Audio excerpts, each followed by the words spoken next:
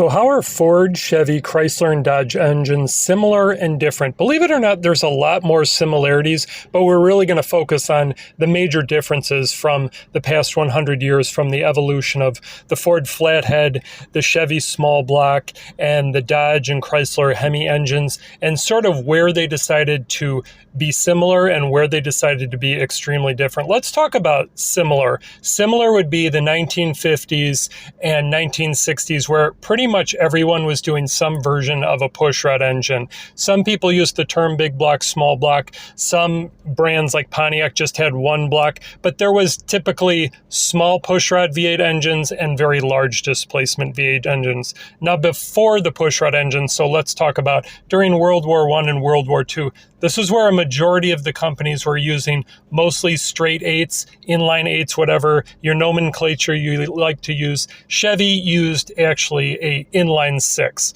or a straight six engine. So really V8s were reserved for luxury vehicles like a Cadillac.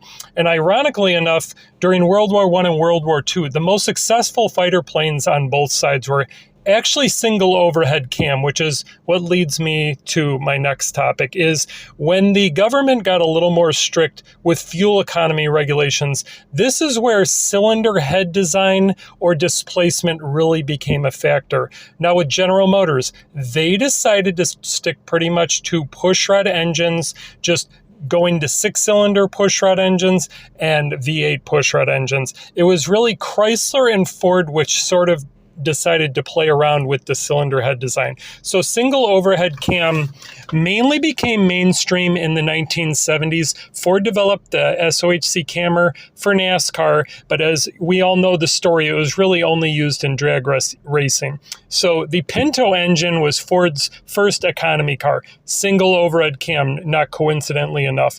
And that was probably designed to rival vehicles like the Fiat 128 and also the Honda Civic single overhead cam. All three engines were single overhead cam. These are what some people in the car business call crap cans, I guess, as the name I've heard. I think these are great engines, and single overhead cam has proven to be the most reliable throughout history. Dual overhead cam breathes a little better, revs a little higher, but I would take single overhead cam for the simple architecture. Now, Chrysler and Ford, this is where they become very much similar. Chevy just continues to evolve with their pushrod engines. You know, they come out with little changes, but really they keep the pushrod the same. Chrysler comes out with a single overhead cam V6 24-valve engine. Ford has mostly single overhead cam, but they use 2 valves per cylinder. So that's really where the companies are similar and where they